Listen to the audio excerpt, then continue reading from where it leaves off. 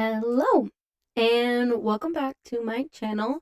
You are now watching Little Miss Lowlife. So, that is basically my podcast where I talk about the highs and talk about the lows of my life and anything that I like in between. So, today we have a few topics to talk about. You might hear a little bit of melancholy in my voice. I am a little upset because I had originally recorded this 2 days ago and it was about an hour long, and I did a bunch of tests to make sure that the audio was working, and it was.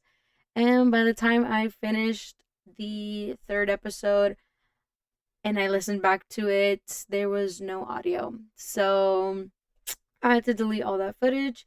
So yeah, I'm a little sad. It makes me want to cry, but we're just gonna go into it. Um, and yeah, so my four topics today are going to be Pantheon, Hoppers, the Amazing Digital Circus, and the Artemis 2 moon landing. A lot of this kind of pertains to stuff that I talked about in my last two episodes, which were kind of the Epstein files and the P. Diddy documentary by 50 Cent on Netflix. And a lot of these have to do with AI or clones or uploaded intelligence, however you see fit. Um, last, when I recorded this video, I started off with Pantheon, but I think I'm actually going to start with Hoppers this time and kind of leave for the AI stuff last. So, Hoppers. Um, One thing I will say is the movie was great. I don't think I have too many complaints about it.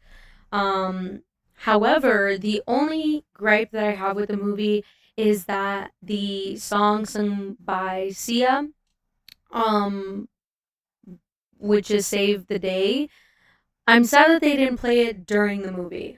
Um, Ever since I heard that song come out before the movie release, I was in love. And I am just torn that they saved it for the end credits and instead not put it. And if you haven't watched it, spoilers. For now, I'm gonna try to get um in some details without spoiling it too much. But the, I guess, peak of the movie, or the more climactic part, I'm a little upset that they didn't play it during that part, because I definitely feel like it would have fit for the theme of the movie. Um, but I think by far that is my favorite song of the year for 2026. There have been some close contenders, and there could possibly be others. However, um, you know, I'm just really upset. And honestly, this might be very biased. No, nobody might agree with me, but for me, last year's contenders were the Epic Musical soundtrack and the Has Been Hotel soundtrack. Um, I thought they did spectacular. There's honestly no way you could pay me to pick one out of many. But I did have Losing Streak pinned on my Instagram bio, so that might tell you something. But wow, like between those two, and they're essentially musicals actually. Between those two musicals, they were fantastic. Um, so yeah, this song is so powerful. It feels like I'm a main character of an anime, literally saving the day. But going on into the movie, I wish that they kind of did a little bit more background between the relationship with her and her mom. Um,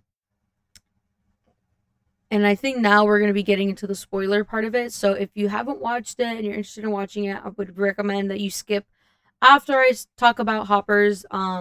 And I'll go over next probably into the moon landing.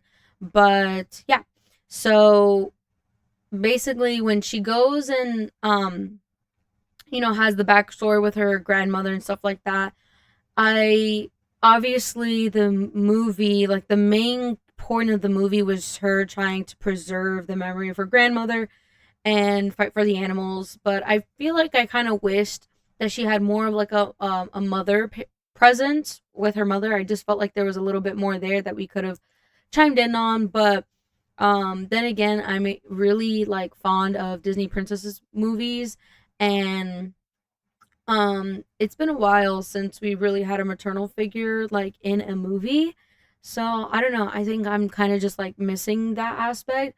I think they really did her character really well in terms of being like quirky but not annoying, and definitely I think the humor was great. I don't think it was overly obnoxious, and honestly, you know, my favorite characters were definitely the one lighter colored beaver that almost gets eaten by the bear towards the beginning of the movie, and I really liked the caterpillar. So I kind of thought it was funny. It definitely reminded me of Scar from The Lion King for some reason. It just kind of gave me the whole scene with his with the caterpillar's mom dying. It kind of gave me like a Hamlet like esque vibe. I don't know why, and I've been in theater for a few years, especially in high school.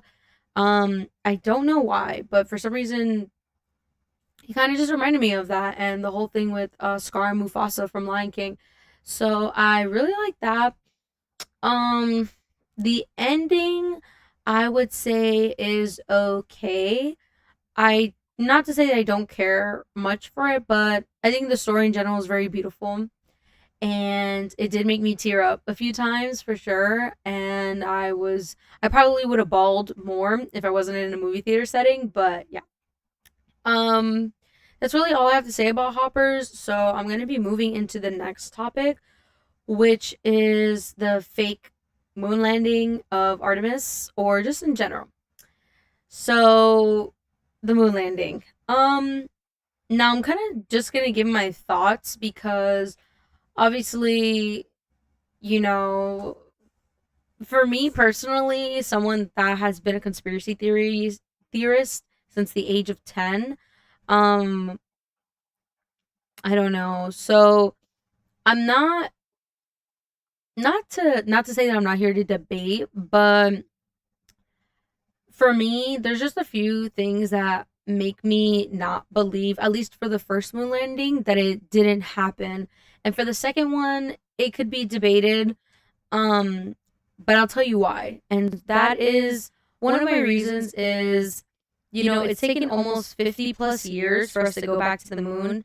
And for me, I believe that consistency is key and honing your skills is key. And so if it's a matter of just not having good enough of an aircraft or spacecraft, I feel like you would want to experiment more and more and more, sending spaceships up into space, and seeing what works and doesn't work. And the fact that it took 50 years, there's not much going on the moon, but I feel like the goal is to try to make better crafts so that they can go further and further.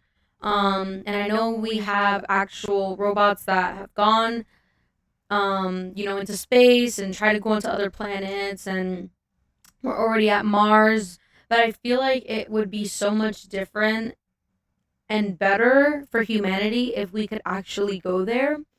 It just doesn't make sense to me. And the way that they kind of made it seem like, at least on the news channel that I was watching, the Artemis launch happening on, they made it kind of felt like they were insinuating that this was the first time that we were actually going. I don't know. I feel like the wording on the reporting part of it was really weird. Um, I wish I knew which channel I was watching, but it was definitely one of them with the number 4 in it. So I think it was Fox 4 News. I'm not sure.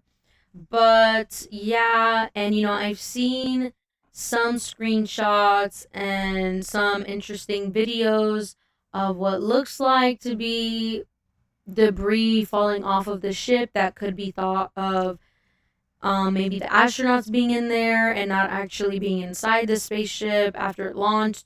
So, um, yeah, I mean, could they have gone the second time? Probably. I could probably, believe that, but for the first time, I'm not sure. I've seen a lot of things, debunking them actually going to space, seeing how they could have, crafted, I guess, the whole plan and, videos and stuff like that to make it seem like they were on the moon. So it's really interesting. I would recommend doing research. Unfortunately, I do not have research to present for that, but there's definitely plenty of research out there for you to go and search up, what it is I'm talking about. So, yeah, it's just interesting, to think that we're finally going now after 50 years.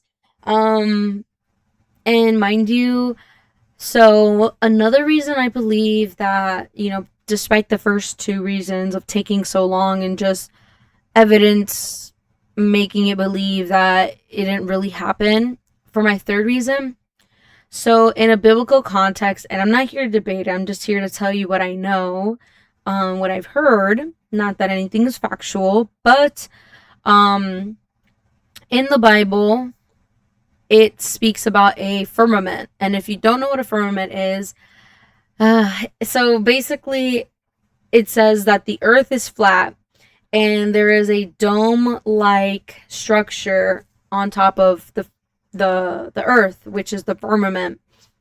And so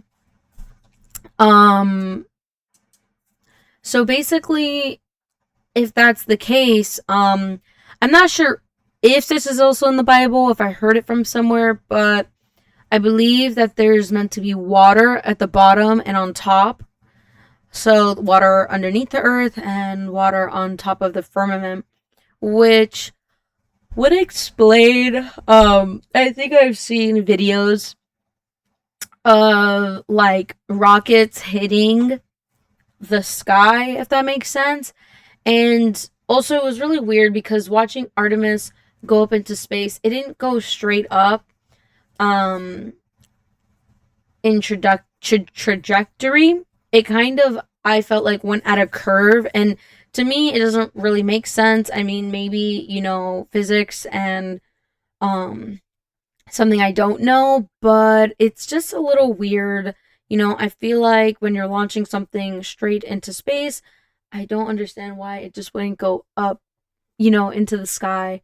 Correct me, maybe, I could be misunderstood and I'm lacking a piece of information, but yeah, it's a little weird. The other thing is, besides that, once upon a time, NASA used to be in the industry of water exploration and not space. So why have they, not in recent years, but why did they move from water exploration? There's so much of the water we have not explored, and I get it. You could multitask and do as many projects as one could want to do, but I just, feel like there's so many things that we don't know in the deep sea that I feel like we should keep exploring and use our resources there. And especially with the whole mega ocean being a thing, which I also think that's an interesting topic. I would talk more about it, but I just don't know too much about the mega ocean other than that there is an ocean in the ocean. And some people think that that is where space actually truly lies. Um, and yeah, I mean, the government does things, they do heinous things, I feel like, and they hide it from us, with other just shit that's happening, and try to make us look over here when something's happening over here. So, um, I don't know. I don't know if I necessarily would say that I believe in the Artemis 2 launch. Um, but there are things that definitely make me believe that it did not happen. So honestly, if I don't get my own FaceTime call from the astronauts that are up there, I'm not gonna really believe it. So yeah. But I will recommend a good video that I saw. It's kind of more like humor, and I don't think it's satirical, but I think it was really cool to watch. and it kind of condenses a lot of these ideas and conspiracies together, is I believe it's a woman that runs this account, or maybe it could just be reposted. I'm not too sure. I did try to watch a few of her other videos, but I kind of just like ended up getting off. And if you wanted to go and see what video I'm talking about, I would look up on Instagram From Hustle to Homestead. FROM, hustle, the number 2, and homestead. All together, no spaces, no capitals. And that video should be on there. So I would definitely recommend watching it. But I think that's all I have to talk about for the space launch. I think now I'm going to be getting into Pantheon, and I will be leaving the digital circus for last. So, Pantheon, right? Reason I bring it up is because with the whole Epstein files and P. Diddy case, really becoming prevalent in 2026, it made me think about something during the peak of all of this happening, the files coming out. And I remember about 2 years ago, I saw a show on Netflix called Pantheon. And I really like the, I wouldn't call it plain, like 2D art, but kind of like the Invincible. I'm trying to think what other shows have that, like Ben 10. I don't know how to explain it, but that kind of art style, like almost young adult art style. And so I decided to watch it. And so it's a bit of a sci-fi suspenseful kind of show for young adults. And I feel like it's one of those shows that you have to have a really open mind and the ability to understand difficult concepts. I've shown it to 2 people, and I know, like, my boyfriend definitely understood a lot of what was going on, but it might be harder for people that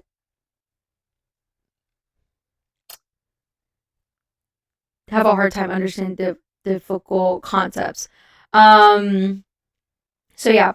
But yeah, he loved the show. We haven't finished it yet, but he loved it. He's a huge comp sci nerd, data analysis nerd, engineering nerd. So that show was definitely up his alley. But I bring it up. So if you've never watched or heard about Pantheon, what is it about? Without spoilers, I'm going to try to get through a basic synopsis of it without spoiling too much. And so basically it is about a girl named Maddie. Her father works for, I believe, a data analysis company.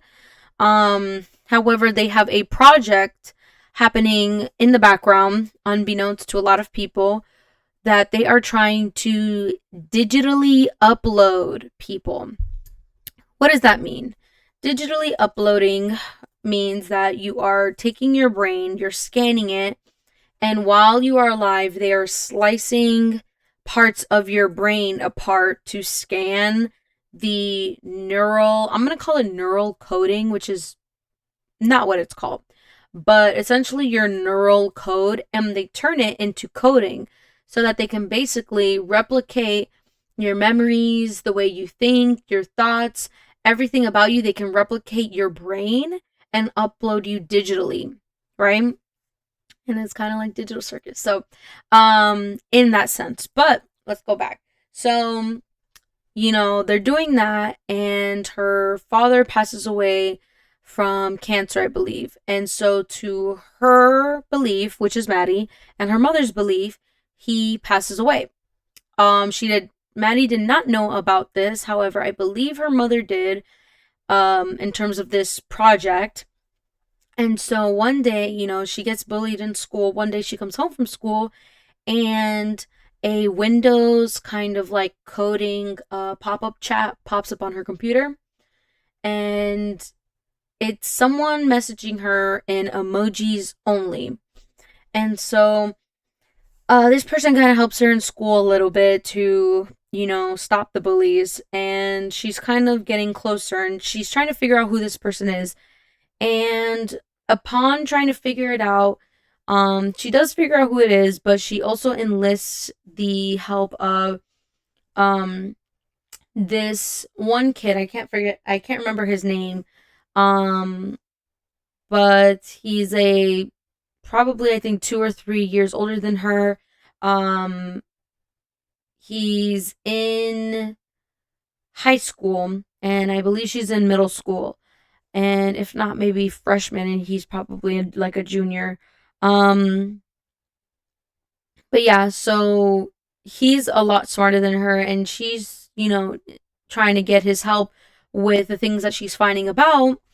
And now I'm going to get into spoilers. So, into why this is related to what I believe. So, the show has a lot to do with cloning and AI and uploaded intelligence, which they call it UI.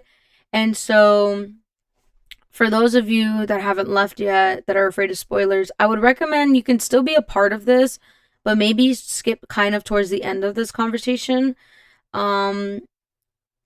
So this guy that she becomes friends with in high school, or that he is in high school, he is actually a clone of, we'll call him the Steve Jobs of their world, which it's funny because the guy's name that he's cloned after is Steve Holstrom.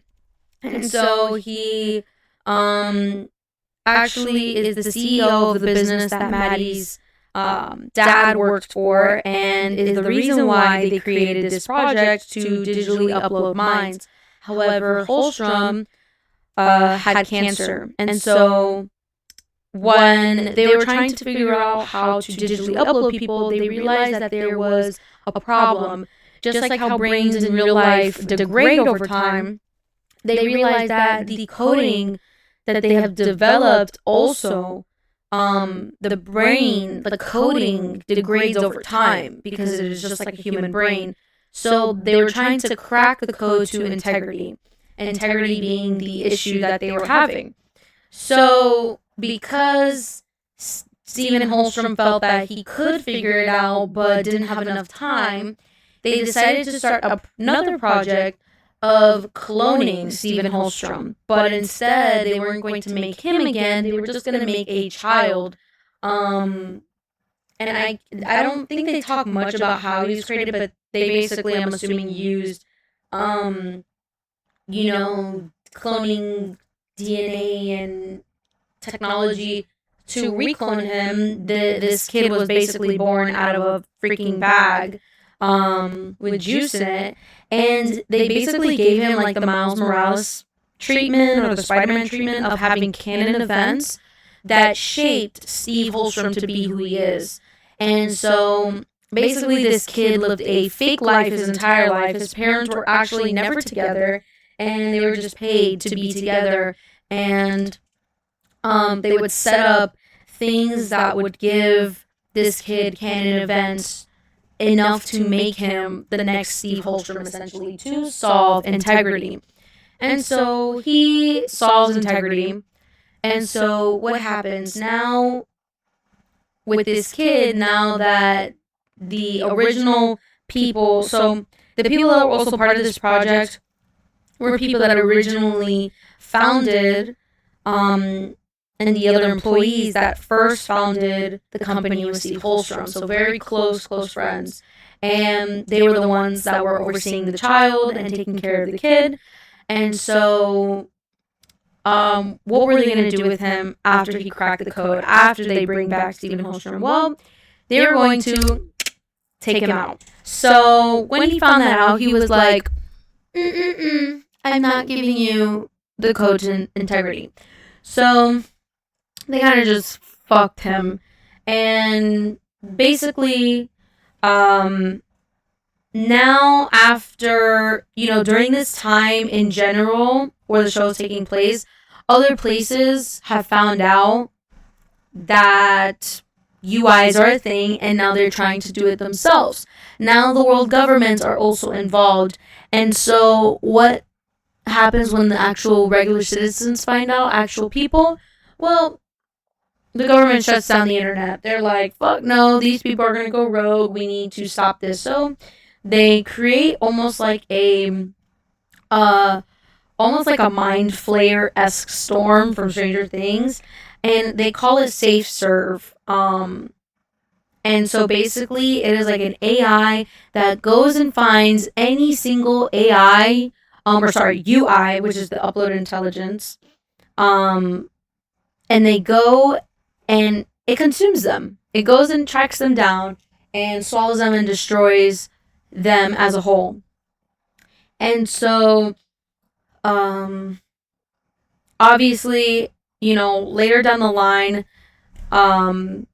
they end up having to digitally upload this kid, and that was kind of like the only way to fight off Stephen Holstrom from destroying the world, and he disappears, right? Both of them disappear. And they also had, not a UI, but I guess we could call it an AI. I don't remember what they called it per se. That was helping Maddie and helping this kid figure out, details of everything that was happening, because they needed someone strong enough to fight Stephen Holstrom, and other UIs couldn't really help them. They didn't know who to trust because they needed to give the code to integrity. But by doing that, they could possibly be an unstoppable UI, an indestructible UI, one that could also take over the planet. So they decided that obviously the clone was going to be the one, because they couldn't trust anyone else and they couldn't find the right person. And basically years down the line, he comes back, and basically he had parts of the Safe Serve attached to him, and so the AI that was helping him had actually been pulling out the pieces of the Safe Serve out of him so that he wouldn't be corrupted and he wouldn't disappear forever. And at this point in the future, a lot of people have become UIs and have transferred onto the internet. And so humans exist still. However, there's now clashing between the two because the UIs need to remove natural historical structures to build a lot of the technology they need to, give them more space and have more access to the internet, etc., etc. There even becomes a point where they have technology where the UIs could actually come back down to Earth, because they're actually, digitally up, in the internet. And they go into these robots that are in these, like, liquid tubes that produce skin-like material on top of the robots, and it looks like them from when they were alive, and they're able to walk around. But they kind of have, like, signifying arm badges to tell other people that they are, robots and that they're UIs. So it's really interesting. There's, during the show, there's a debate of whether or not these are real people once they've been uploaded, because although they act and behave like when they were human, people just weren't really sure if they were them.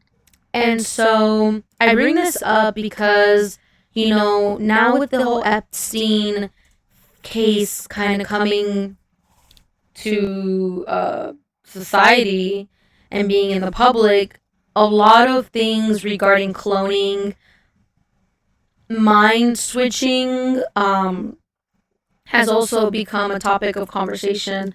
And I feel like a lot of people say, when it comes to producing shows, movies, this doesn't just come out of nowhere. I heavily believe that it's based on something. And, definitely our minds can be very imaginative in the things that we think of. But I don't know, I feel like the way that the show portrayed things was really well thought out, almost as if that is a possibility. I mean, they cloned someone else from their DNA, and by making them have the same canon events, that created the first person, you are able to create them again. And, I've heard a lot of things with the theories about Selena Gomez, things that happened to Britney Spears, this stuff with Diddy and Kai Cenat, which definitely, putting aside, definitely can be deemed very disrespectful, and not nobody wants to hear that people are talking about them in that light. But it's just, I don't see how it can't be a possibility, especially today. Something I tell people is that when the military comes out with things, not to say that they are directly giving it to the public themselves, but things like AI, things like robotics, even drones. Drones were used almost 10 years prior to when it was released to the public, and it was used by the military. So for the most part, anything that has technologically advanced us as a society is always going to be used by the military years before it's ever released, to see how effective it is. And I definitely believe AI has been in use for years ago, for that fact. And I don't see how cloning wouldn't be a thing by now. There's a lot of theories where they feel like celebrities nowadays look like people from the past, almost eerily similar. And, you know, I just don't see. I mean, I believe, if I'm not mistaken, they recently in the past few years cloned a sheep somewhere in Europe, and I believe a dog here in North America. Um, but yeah, I just think that they didn't mix a couple potions a few weeks ago and just hoopla. And now we have a clone dog or something. So my question is, do you think that these are real people? I mean, it's a clone, so they're not created um naturally like everyone else. And if you look at it in a biblical stance, they do they have souls? Like, how does that work? How can you create life scientifically? Um and how is that real? It's very interesting for sure. And it definitely opens your eyes to a lot of things when you watch this show. I would guarantee that if you're someone that likes hearing about, or investing your time into hearing about what's going on with the Epstein files, because that really opens a can of worms. It's not just the Epstein files we're talking about. I definitely think it coincides with the P Diddy case, things like Michael Jackson, things like Tupac, and I think all of these big world events, these horrific events, are all connected one way, shape, or form. And I think you should definitely watch it if you're kind of like a conspiracy theorist like me. If you like this show, The Inside Job, it definitely, in terms of humor and conversations and plot, I would definitely say that Pantheon is more fleshed out. But if you like something like that, I would definitely recommend that. Um, so yeah, go ahead and watch it. Pantheon, 10 out of 10 show. Really crazy eye opener. There's another thing that I didn't talk about that happens towards the end, but it's a little bit harder for me to explain, and I think you should just go find out. So yeah, now I think, wow, I'm already on the last one. Sorry if it feels like I'm speeding through things. I just really wanted to get this episode out the way because I didn't explain it in this part, but I did it in the last episode that I tried to record.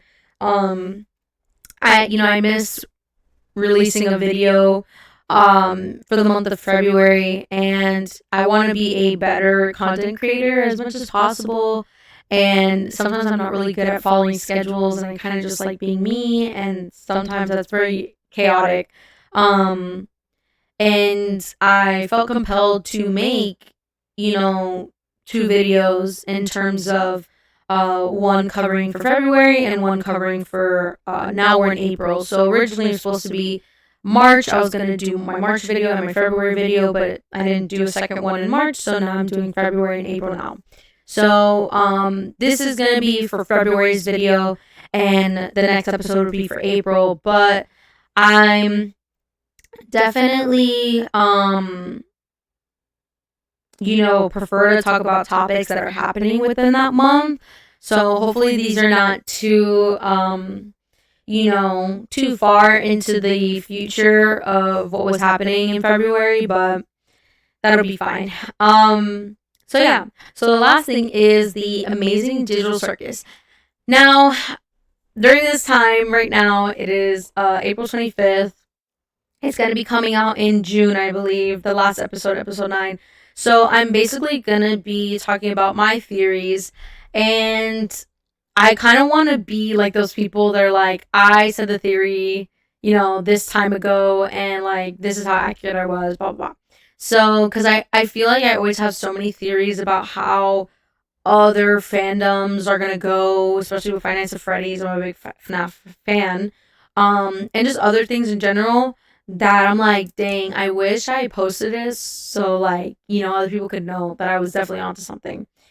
But okay, the Amazing Digital Circus. So for me, I did some research mainly on the biblical story of Cain and Abel. Why? And I felt like it was important for me to kind of see if I can pull some context from there and see if it applies, and see if I can come up with what's going to happen based on the story of Cain and Abel. Last night I did get some more information because some stuff popped up on my TikTok feed, but I'm not sure. Like, it's kind of good, and I definitely didn't address this in the last video, but now thinking about it, it kind of makes some sense. So I'm gonna go in with some biblical text to kind of go over, what my thoughts were. So, all right. So we're gonna start off with, I searched up who came first, Cain or Abel, which I already knew that, but I wanted to see, if something profound came through the search. And so Cain was the firstborn son of Adam and Eve, making him the older brother to Abel. We go on to the next part. Now, this is the part of the story of the Cain and Abel, I guess the first murder of humankind. So, in the biblical book of Genesis, Cain and Abel are the first two sons of Adam and Eve. Cain, the firstborn, was a farmer, and his brother Abel was a shepherd. The brothers made sacrifices, each from his own fields, to God. God had regard for Abel's offering, but had no regard for Cain's. Cain killed Abel, and God judged it murdered, cursing Cain and sentencing him to a life of transience. Cain then dwelt in the land of Nod, which means wandering, where he built a city and fathered the line of descendants, beginning with Enoch. So, I'm going to leave it there. There's a little bit more, but it's fine. So boom, we go into this. The brothers made sacrifices, and Cain was a farmer and Abel was a shepherd. So a farmer, someone that not forages, but collects resources, and Abel is leading. He is a leader of some sorts, I guess. And so in the context of the Amazing Digital Circus, it really turns the perspective, and it really changes the narrative and it adds on to it actually, because, Cain has difficulty in the digital circus of making good adventures for them, and he feels like he can't really connect to them. Being a farmer sometimes can be to me at least, can be a very lonely hobby, and I know it's not just a hobby, but a lucrative and a lonely job. versus a shepherd, you're surrounded by others, you're the leader, and you're there to protect. And that might be the reason why Cain lacks in making something that the others want to follow, making something that is enjoyed by the others. And why maybe God didn't really care too much for what Cain had to offer. And so that made him jealous. So in the context of the digital circus, when we see the red bubble producing the output, I'm going to call it, producing its output, it wasn't perfect. It was disorganized, I guess I would say, jumbled, just kind of all over the place, versus the blue dot, it was perfect. It got it on the first try, essentially. And, you know, to me, one had a more perfect output than the other, which would make its creators prefer the bluer one over the red one. So that's kind of like how, you know, it lines up with the story. And so obviously Cain killed Abel. And that's where we see the red absorbing the blue. And so then Cain was cursed and sentenced to a life of transience. So basically, he was just wandering around, and that's where we get to Cain dwelling in the land of Nod, where he built a city, and he fathered a line of descendants. So he built a city, which is where we see, after the two dots merge together, they create the digital circus. Now, I don't know too much about, you know, the part about them fathering a line. I wouldn't say necessarily that anything was produced other than obviously the NPCs that Cain produces. Bubble, I can't really say either if that was something that Cain produced or just kind of like a side buddy of the digital circus, but he basically creates a line of descendants. So we move on. In the New Testament, Abel's sacrifice is interpreted as a more acceptable than Cain's because it was offered in faith, earning Abel the approval of God. In the Quran, Cain and Abel are known as different names, respectively. And in Islamic tradition, the story of Cain and Abel portrays Cain as the first murderer driven by jealousy and lust, guided by the devil, and punished with guilt and disgrace, with some scholars debating the identity and motives of the brothers. Yeah, I think I can stop there for that one. So we go back to it, right? In the New Testament, Abel's sacrifice was more acceptable than Cain's because it was offered in faith. So we think about it in the context of the blue and the red dot. The red was more perfect and probably more dedicated to its craft versus Cain was just, you know, made an offering and it wasn't the best. So it aligns with that part. And obviously Abel earned the approval of God. So they essentially locked Cain away in the digital circus, or not in the digital circus, but in the show, they locked the red dot away, and the blue dot was free to roam around and, you know, create its output. But in the Islamic text, Cain was the first murderer driven by jealousy and lust, guided by the devil, and punished with guilt and disgrace. So we pause there. First murderer driven by jealousy. So, okay, he's jealous, but he's guided by the devil. And so we think about that context. How does it apply to the Amazing Digital Circus? Well, we know from Kinger, if Kinger's telling the truth, that Scratch was a little bit eccentric. Had a bit of out there ideas, and not to say that he was, you know, driving Cain to be bad, but we see when the red dot is shown imagery, it's more abstract. More abstract and out there, I guess. And versus you look at the, the stuff that the blue dot receives, the imagery, it's more like man-made, it's more normal, it's calming. And I think that's very important to the context of all of this.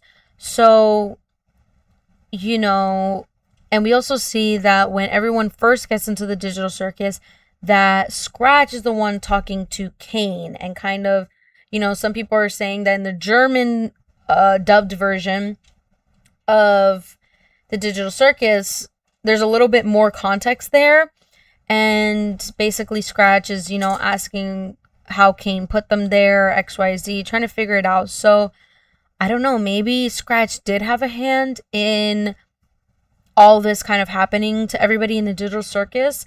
And who knows, Scratch could be around. And that also goes in line with Kane being punished with the guilt and disgrace, because he does have guilt over what happened in general. And we can see that when Bubble is kind of mocking him and egging him in the office scene after, during episode 8, when the characters in the digital circus are ungrateful for the adventures, and Kane is kind of breaking down, and you can see in his face that he's guilty, even though he's, upset about everything that's happening and how they're ungrateful. I feel like there's an underlying emotion of guilt there. And even Bubble tells him that he messed everything up, so there's that disgrace playing in there. So yeah, very interesting.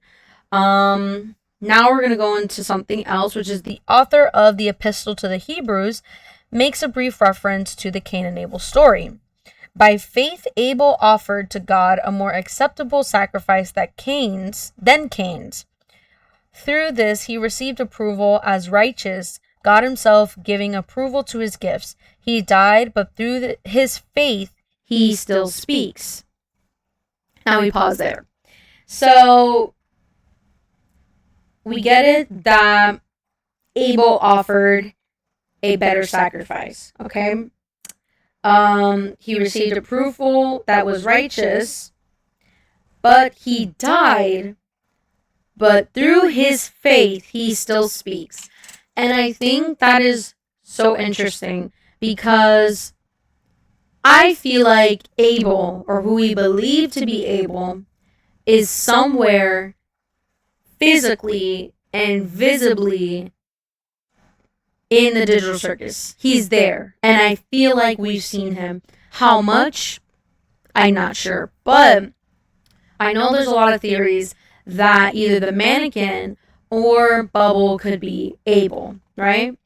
And so even though Abel died in biblical text, in this version, through his faith, he still speaks. He's still speaking because he believed in God. And so he believed in his creator.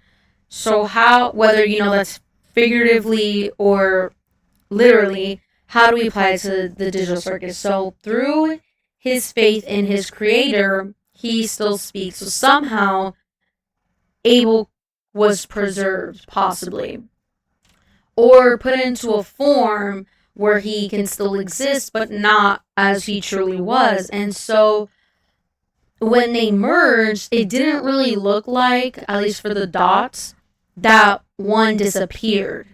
And just more like being absorbed. And so could it have been Bubble? Maybe.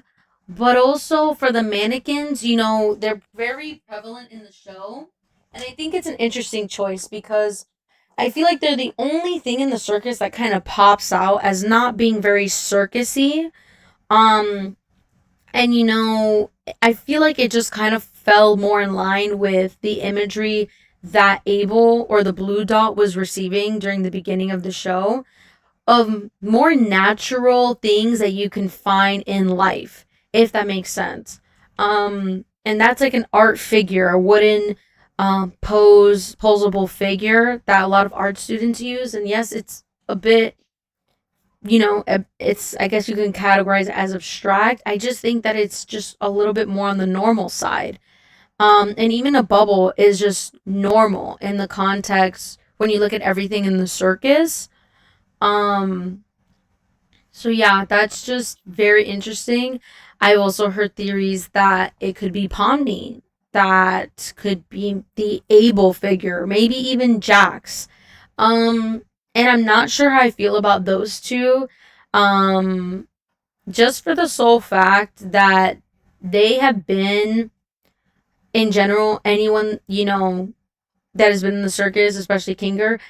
Kinger has been there since the 90s, I believe, or the 80s. And I mean, what you're saying that the AI brought itself back in to make it look like a new character, but what's the end game with that? I'm just not sure. And with Jax, he hasn't been there since the very beginning. However, I know there's theories of the Jax is scratch theory, and maybe he has, we there's points leading, to him having dog-like qualities, and um those kind of things, and him having a possible deeper backstory.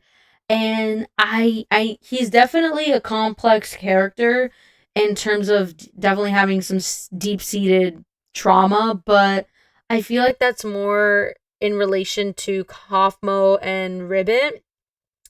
I don't think that has to do with the scratch thing, but who knows? Maybe that trauma could be from putting everyone in the circus, and maybe they were able to create a way where when you go into the circus, you forget your past, obviously your past life, if they are recycling people. You know what I mean? And that I've heard some theories that possibly it could be multiple people going back in over and over and over again after being abstracted and their memories being erased of who they previously were. So that could be why Jax is closer to Pomni. But I'm not too sure. So we go on to the next thing. And in John in 1 John 3:12 in the New International Version Bible, it says, "Do not be like Cain, who belonged to the evil one and murdered his brother. And why did he murder him? Because his own actions were evil and his brothers were righteous." So, do not be like Cain, who belonged to the evil one. So, that goes back to my whole thing of, the Cain and Scratch theory. Who knows? I mean, was Cain inherently evil to begin with? Maybe. But I want you to sit on that for a second, that notion. I also think when I read that for the first time, it made me think of when Pomni, that one episode they had the beach day or like the outside day, and she goes swimming in the water and she sees the two fish, and one of the fish tells her, don't listen to, and I forget if it was the red one or the other one, that he always lies. And I think that that's very, very, very important. Not just with the colors, but very important context to everything that we know about the digital circus. So, that's going to bring me back to another point that I'm going to talk about. And I'm going to go on to my last point before I kind of wrap this up in terms of my thoughts. So, in the context of the Quran now, for the story of Cain and Abel, tell them the truth about the story of Adam's two sons. Each of them offered a sacrifice, and it was accepted from one and not the other. One said, I will kill you, but the other said, God only accepts the sacrifice of those who are mindful of him. If you raise your hand to kill me, I will not raise mine to kill you. I fear God, the Lord of all worlds, and I would rather you were burdened with my sins, as well as yours, and become an inhabitant of the fire. Such is the evildoer's reward. But his soul prompted him to kill his brother. He killed him and became one of the losers. God sent a raven to scratch up the ground, and show him how to cover his brother's corpse. And he said, woe is me. Could I not have been like this raven and covered up my brother's body? He became remorseful. So there's a lot of stuff in there that I feel like is so important to things in the digital circus. So let's go in it one by one.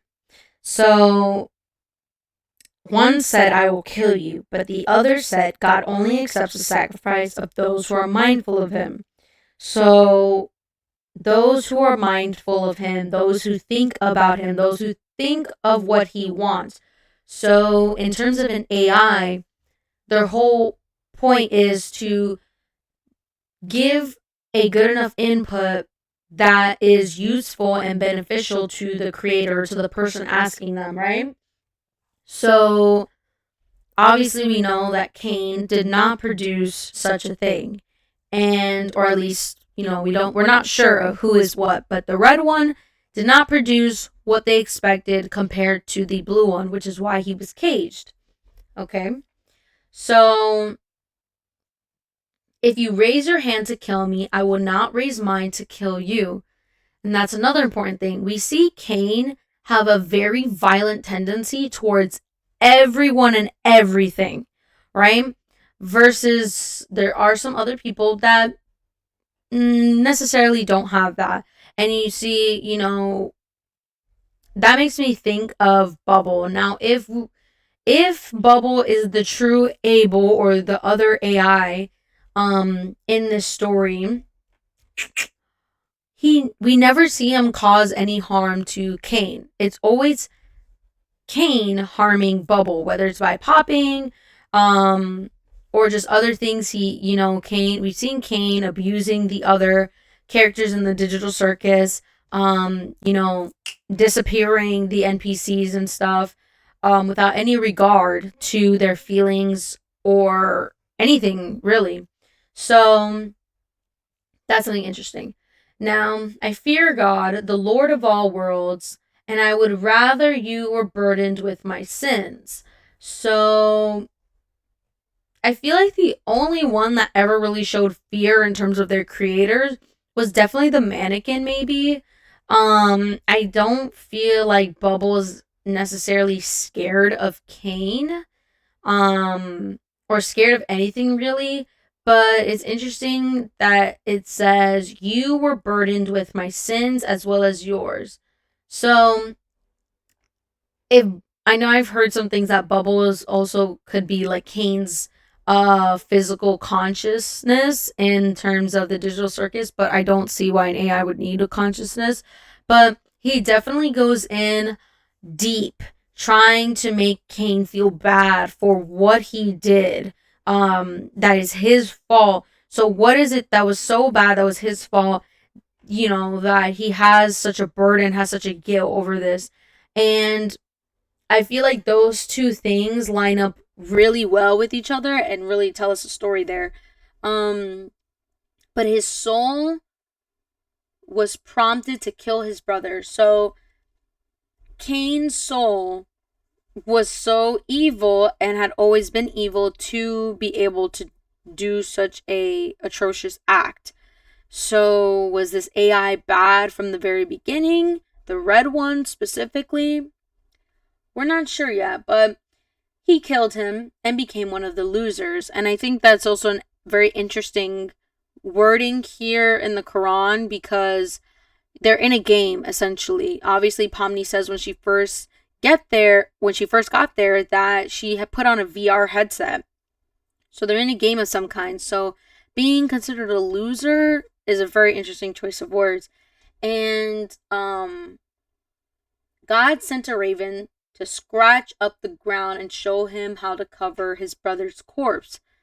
I think the use of the word scratch is very interesting, because God sent a raven to scratch up the ground to tear a bit of the surface. So I don't know, I feel like that's interesting. Sorry for so much of the use of the word interesting, because it just is, with all these details when we're looking at biblical texts and trying to see how it applies to the show, I feel like it's kind of creating like an underlying support of, you know, these ideas that a lot of us have for the digital circus. And obviously he became remorseful. So he feels bad. So now I finished up all my points. Let's put this all together. What do I think? So we have the red one. We have the blue one. Now everyone automatically assumes that Cain is the red one. But let's remove names for a second, right? Let's remove the name Cain from the entity, right? Our little mouthy tooth jaw guy, okay? The ringleader of the circus. So, you know, one of my theories is Cain Cain? What does that mean? So, once upon a time, I watched an animated short on YouTube, and it was of two brothers, twins, and one was more perfect than the other. He was the older brother. And the younger one was imperfect, very clumsy. Not a lot of people liked him compared to his older brother. And he had a favorite toy, which was a red car. And so his older brother, is messing with him, grabs the toy and throws it over the fence while they're at school on the playground. And for some reason, there's a junkyard on the other side of this fence. Not sure why, not sure if it's part of their imagination, but obviously the younger brother goes to get his toy. And so the older brother meets him over there to go and antagonize him. And they start fighting, they're arguing, and towards the end, they end up through a little tear or opening of the other side of the fence onto the road. And by the time they're on the road, a car hits them. You don't see which one, though. But it goes back to the school, and one of them is there. So you're kind of alluded to the fact that it was the younger brother that took the place of the older one and goes by his name now. But what if he didn't? What if the older brother survived? And there's plenty of theories to support that as well. And so, going back to the digital circus, we have the red one and the blue one. How do we not know the name Cain, let's say it's the red one. How do we know that the AI that we see in the digital circus is the name Cain? How do we know that that is his name? Yes, he disappeared, but if the two merged, and when Kinger went to go erase Cain, yes, he would have deleted, but a portion of the digital circus that didn't belong to Cain stayed behind. And you see, I just am not sure. You know, they could have definitely done a story that follows more of the biblical text, but what if it's a twist? Instead of Cain being the evil one, what if it's Abel? And what if Abel is the red one? So I definitely think that there's going to be some kind of twist and drop. Now here's the thing about Jax, you know, people are saying that he's going to be playing a big role. A lot of the promo is with Jax everywhere, all over the place. And we're pretty much getting to the fact that he might abstract. And, you know, I think it's interesting. I don't know if they're going to leave the circus. I don't think I'm fond of the idea of them leaving, but I'm not fond of them staying either. Honestly, since it's such a cartoony style, and we haven't seen, you know, what a human could look like in the digital circus, I don't know if I can imagine them leaving. Also, for someone like Kinger, that it's been years, almost 20 years, since he's been trapped, where would his body even be? I know some people are saying that the office or where Pomni went, it was, you know, lit up and there's electricity, but remember, she went to an abandoned building. So what we see in like the first episode of her trying to escape, and it zooms out up into the office, the CNA office, that could be part of the digital circus. It's not real.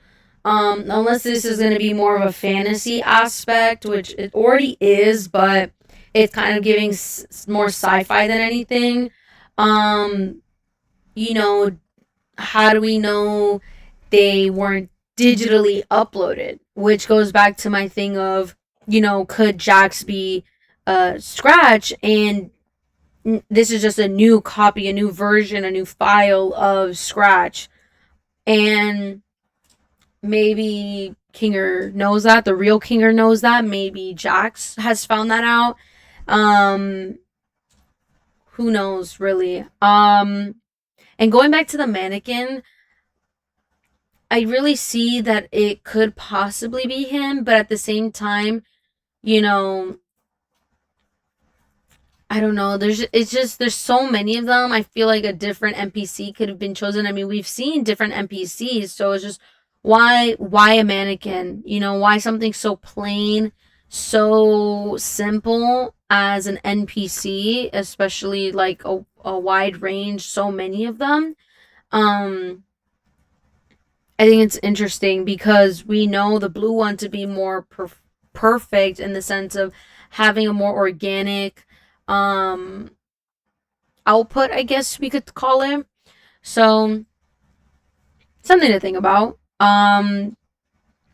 Yeah, and I've also seen theories of maybe Kinger or Jax being father and son. Could be. They could be the right age for that. However, I don't know. I think that would be cool, honestly. I just don't know if that would really be a thing. You know what I mean? Some people say too that based off of what we saw from episode 8 and with Queenie, some people are thinking that maybe they got married in the digital circus. I don't know, because if that is the case, then how did Kinger have a child?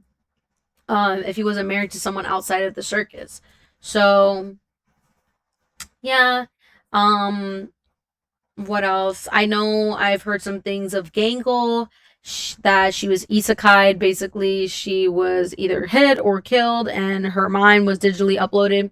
Now, I think I kind of like the theory, which reminds me of an episode of Black Mirror where they put on a VR and a digital version of them was copied into the program, which reminds me a lot of Pantheon, but basically it's just a digital version of them stuck in the game, and they're actually living out in the real world, and Pomni ends up walking out of there unscathed.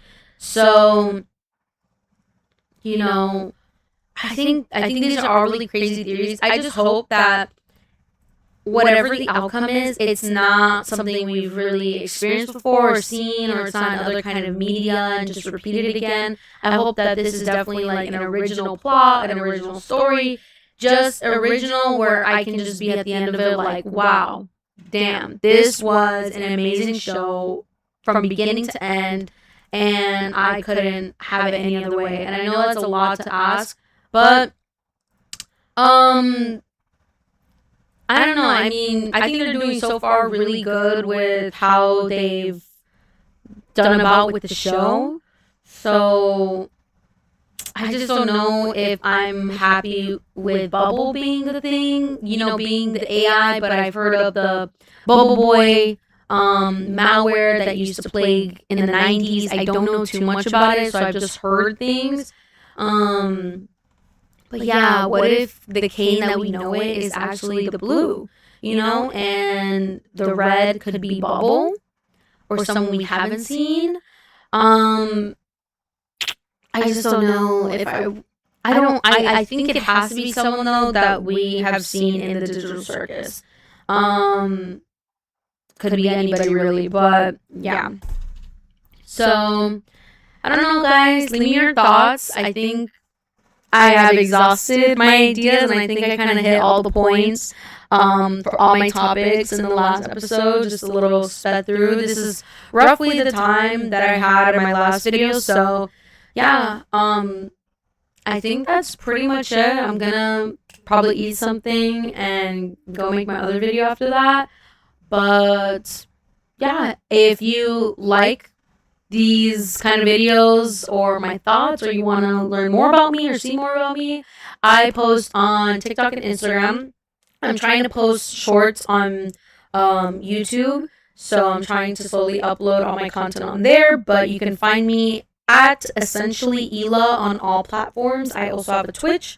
I try to stream scary games, even more lighthearted normal games, but just me playing Repo.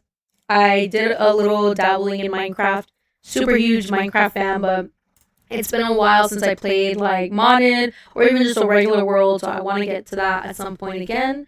But yeah, Repo, Peak. I used to play Fortnite, not so much anymore. So yeah, I thank you guys for watching. And if you like my stuff, go follow my stuff. And I hope to see you in another lifetime.